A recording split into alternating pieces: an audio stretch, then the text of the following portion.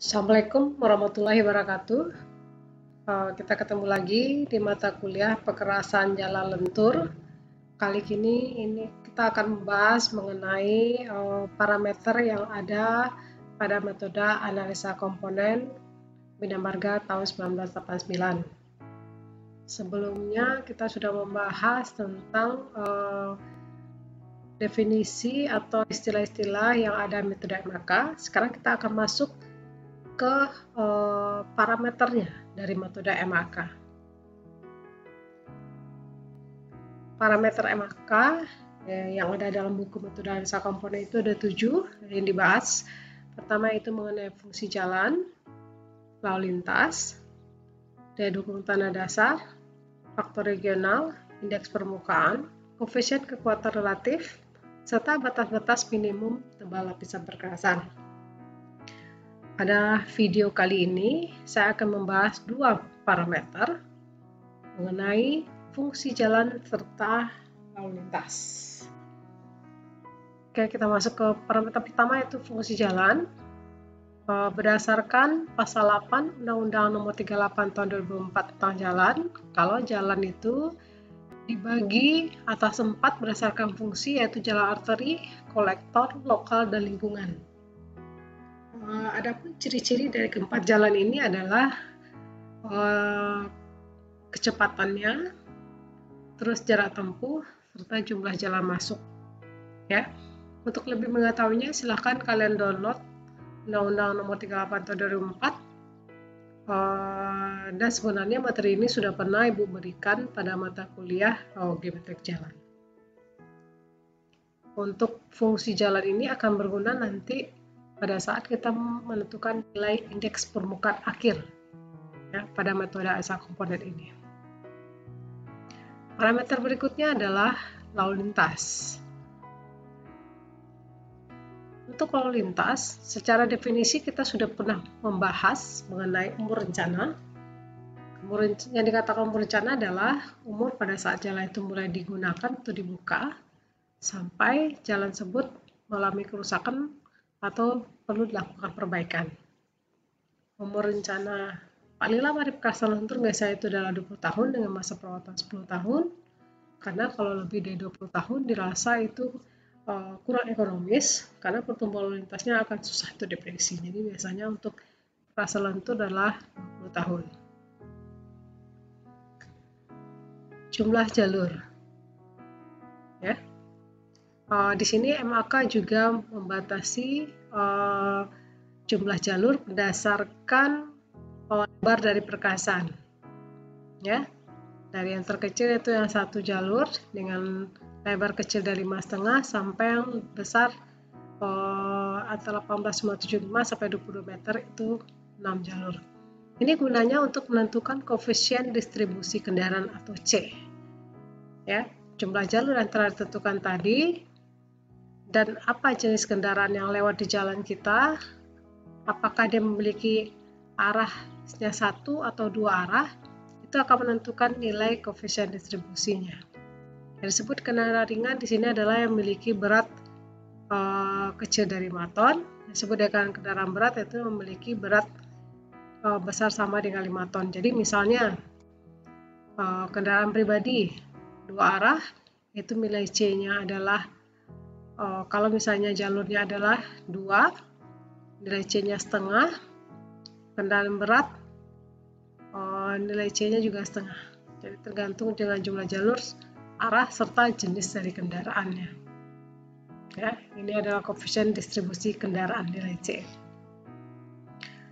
Sebelumnya kita juga sudah membahas apa itu angka ekivalen beban sumbu kendaraan, yaitu angka yang menyatakan tingkat kerusakan yang ditimbulkan oleh beban sumbu kendaraan terhadap tingkat kerusakan yang ditimbulkan oleh beban standar sumbu tunggal yang memiliki berat 8,16 ton.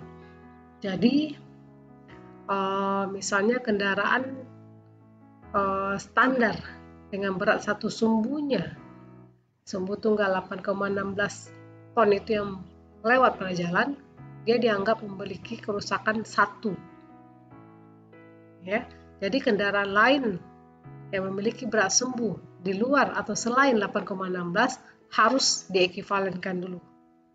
Ya, bagaimana rumusnya? Untuk mencari angka ekivalen satu sumbu kendaraan, nilai K kali L per 8,16 pangkat 4. L ini adalah berat sumbunya dalam ton. Di mana K ini menentukan jenis sumbunya. Kalau satu itu sumbu tunggal, kalau tandem 0,086, ya. Kalau untuk triple harus dikali dengan 0,021. Jadi kalau beban sumbu ini yang lewat pada jalan, dianggap dia akan memberikan atau jalan akan menderita kerusakan 1. Jadi kendaraan lain yang memiliki berat sumbu selain yang berat 0,816 ton harus diekivalenkan.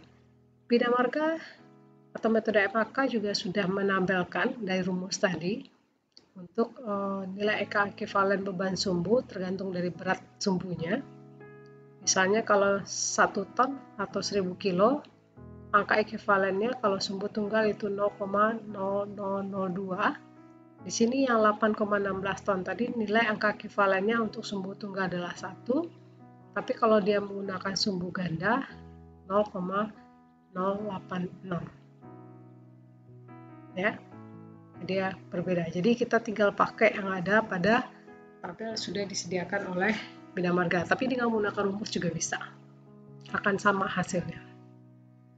Ini saya kasih contoh untuk mencari angka ekivalen kendaraan, satu kendaraan berdasarkan nilai tabel. Misal kendaraan ringan. Kendaraan ringan itu memiliki berat 2 ton, di mana berat 2 ton kendaraan ringan itu didistribusikan setengah-setengah, 50% untuk sumbu depan, 50% untuk sumbu belakang. Jadi kita bisa menentukan angka ekivalen untuk sumbu depan karena sumbunya tunggal, beratnya 1 ton. Tadi yang 1000 kilo itu 0,0002. Itu juga sumbu belakangnya masih sumbu tunggal dengan berat 1 ton. Dia memiliki juga angka ekivalen yang sama, 0,0002. Jadi angka ekivalen satu kendaraan ini untuk kendaraan ringan ini adalah 0,004. Contoh lain adalah bus kecil 8 ton. Ini gambar hanya untuk ilustrasi saja. Misalnya berat total bus kecil ini 8 ton. Untuk sumbu depan dia memiliki berat 3 ton. Sumbu belakang 5 ton. Maka angka ekivalennya untuk sumbu depan berdasarkan tabel dapatkan 0,0183. Sumbu belakang 5 ton berdasarkan tabel 0,1410. Sehingga total angka ekivalen untuk satu kendaraan ini adalah 0,1593. Contoh berikutnya ini adalah untuk yang sumbu ganda. Misalnya ada kendaraan yang memiliki berat total 20 ton. Ya.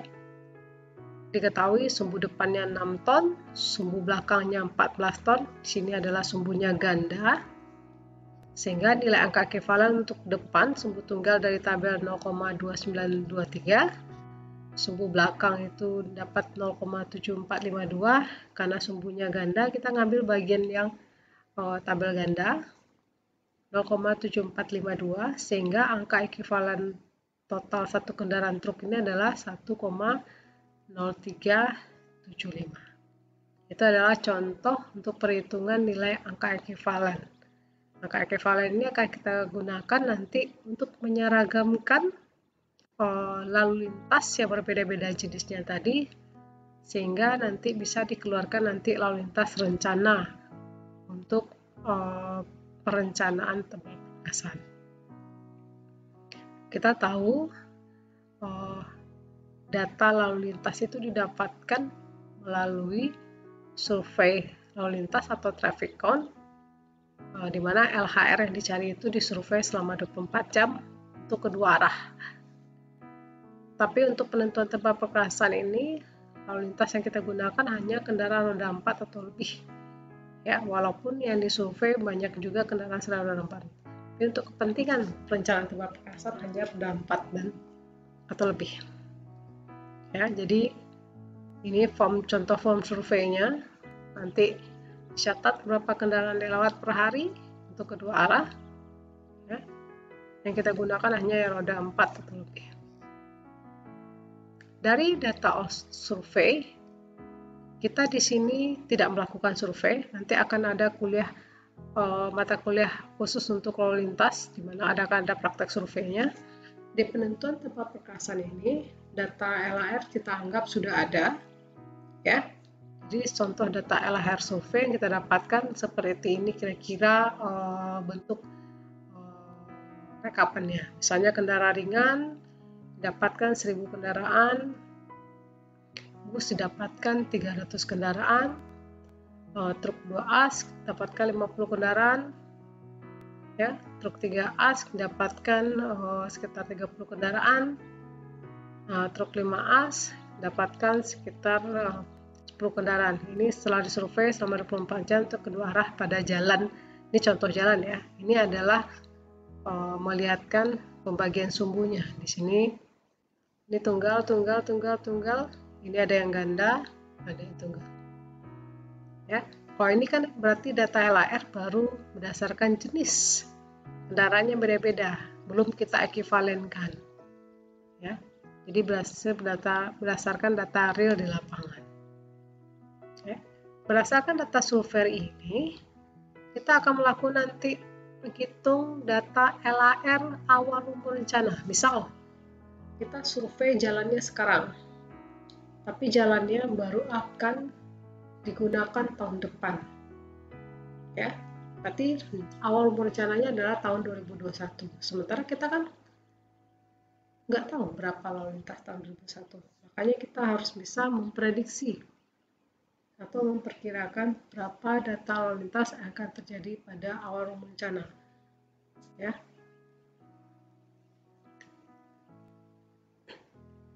Jadi LHR umur rencana dapatkan dari LHR survei yang dihitung untuk setiap jenis kendaraan. Jadi di sini data LHR survei kita prediksi untuk lalu lintas berdasarkan jenis kendaraannya yang akan terjadi atau akan diperkirakan terjadi pada awal umur rencana. Bagaimana caranya?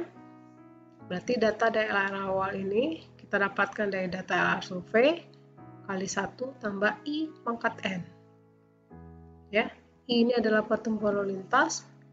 Ini ada N adalah jarak dari tahun survei sampai tahun jalan itu dibangun dan digunakan.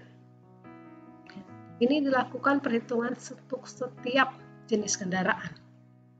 Ya, contoh, saya tadi pada survei kita dapatkan kendaraan ringan itu beratnya 1000. Misal pertumbuhan lalu lintasnya adalah 5%. Oke. Jarak tahunnya 2, misalnya surveinya 2020, jalan akan dipakai 2022, berarti 2 tahun. Kita dapatkan lalu lintas ringan ini 1102,5. Untuk bus kita dapatkan 330,7. Ini masih berdasarkan jenis kendaraan dengan berat yang berbeda. Ini beratnya masih berbeda. Ya.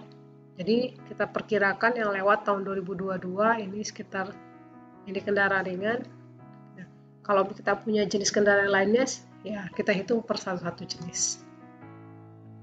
Selain pada awal UR, kita juga harus menghitung LHR yang terjadi pada akhir umur rencana. Ya, jadi bukan hanya di awal yang kita prediksi, kita juga memprediksi kira-kira berapa sih lalu lintas yang lewat pada akhir umur rencana. Berdasarkan data apa? Jadi data akhir umur rencana ini kita dapatkan berdasarkan dari data LHR awal untuk setiap jenis kendaraan juga. Ya, rumusnya sama, 1 tambah I pangkat N, tapi I di sini adalah I pertumbuhan lalu lintas selama umur rencana. Data I ini bisa kita dapatkan di perhubungan, ya, yang selalu mensurvei lalu lintas, jadi bisa tahu pertumbuhan lalu lintas, ya. Dan N ini adalah jumlah tahun UR. Misalnya umur rencana kita 5 tahun atau 10 tahun, berarti N-nya dihitung dari awal sampai akhir umur rencana. Ya. Ini saya contohkan untuk nilai LHR akhir umur rencana. Tadi kita dapatkan nilai awal umur rencana kendaraan ringan 1102 Kita misalkan saja I-nya di sini agak berbeda, tadi 5%, sekarang 6%. 1 tambah 0,06,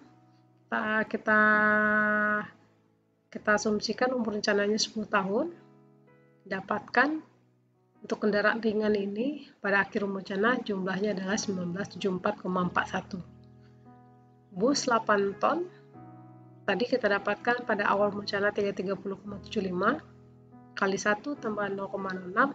06 ini adalah I ya, kita asumsikan saja tumbuh lintasnya 6%, pangkat 10 ya, kita asumsikan umur rencana 10 tahun 592,23. Ini masih kendaraan dalam berbagai jenis dengan berat yang beragam. Kalau ada kendaraan lain yang lewat, tinggal dijumlahkan sama caranya ya. Ini baru LA awal dan akhir yang kita prediksi. Bagaimana kita menentukan nanti LA dan lalu lintas yang digunakan untuk perencanaan tempat perkerasan ini? Kita harus mengekivalenkan lalu lintas tersebut ya. Yang pertama yaitu adalah lalu lintas ekivalen permulaan. Lalu lintas ekivalen permulaan ini adalah lalu lintas yang kita prediksi pada awal rencana sama dengan LR awal tadi, tapi bedanya ini yang sudah diekivalenkan, sudah dikali dengan angka ekivalennya. Berarti dia bisa dikatakan sudah seragam. Ya. Dari rumusnya adalah sigma LR awal kali C kali E. Jadi data LR awal yang kita gunakan di sini.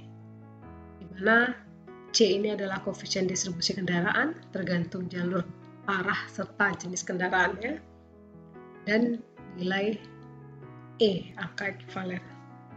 Contoh ya, kita dapatkan tadi pada LR awal kendaraan ringan itu adalah 1102. Kita asumsikan nilai C-nya setengah, anggap dia 2 jalur 2 arah. Angka ekivalen untuk kendaraan ringan tadi kita hitung 0,0004 sehingga didapatkan nilai LEP untuk kendaraan ringan 0,2205. Begitu juga untuk kendaraan berikutnya bus.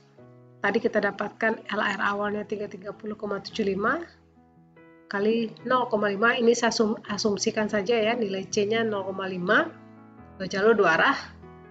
Ini angka ekivalen untuk bus. Tadi sudah kita coba hitung 0,1593 sehingga dapatkan nilai LEP untuk bus 24,3442. Apabila seluruh kendaraan sudah dihitung nilai LEP-nya, baru kita bisa menentukan LEP untuk seluruh kendaraan. Itu bisa kita jumlahkan karena dia sudah diekivalenkan ya, diseragamkan dari segi beratnya, sehingga nilai lalu lintas yang terjadi pada awal rencana yang sudah diekivalenkan itu 26,5647 ya.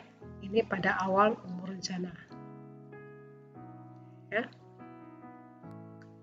Begitu juga dengan LEA, sama dengan LEP, tapi kita menggunakan sekarang adalah nilai yang LAR akhir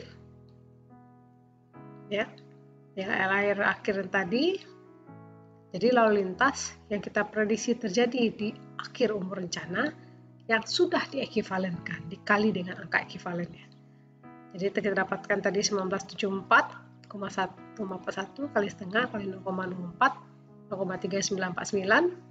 Untuk bus dapatkan 47,1745 sehingga LEA bisa kita jumlahkan menjadi 475734 ya. Setelah mendapatkan nilai LEP dan LEA, kita akan mencari nilai tengahnya, nilai LEP ya. Tinggal pertengahan lalu lintas. Jadi kita prediksi di awal, kita prediksi di akhir, kita cari nilai tengahnya, LEP tambah LEA bagi 2. Apa komponen dalam penentuan tebal perkerasan lentur ya. Yang penting dari lalu lintas ini adalah lalu lintas ekivalen rencana yang kita dapatkan dari nilai LEP tengah kali faktor penyesuaian. Di sini faktor penyesuaian kita dapatkan berdasarkan rumus UR per 10, di mana UR ini adalah umur rencana. Ler ini adalah parameter ya yang akan kita gunakan untuk mendapatkan tebal untuk masing-masing lapis perkerasan selain parameter yang lain DDT, FR, dan nilai IP. Ya.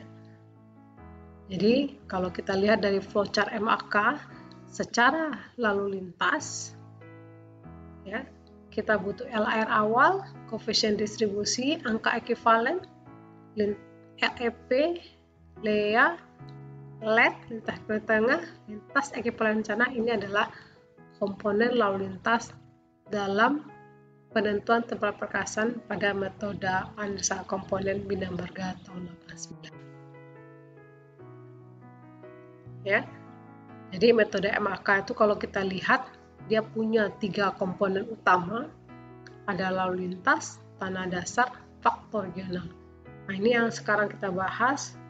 Untuk lalu lintas kita butuh ya data LR survei, kita hitung LR awal, LR akhir, LEP, LEA, LED, dan LER. Ya. Pada video berikutnya saya akan menjelaskan tentang tanda dasar, faktor regional, indeks permukaan. Tujuannya adalah untuk mendapatkan indeks tebal perkerasan. Dari indeks tebal perkerasan dapat kita tentukan nanti tebal untuk masing-masing lapisan perkerasan, lapisan permukaan, pondasi atas, serta lapis pondasi bawah. Terima kasih atas perhatiannya. Semoga bermanfaat parameter awal dari metode MAK ini. Sampai ketemu di video parameter berikutnya. Assalamualaikum warahmatullahi wabarakatuh.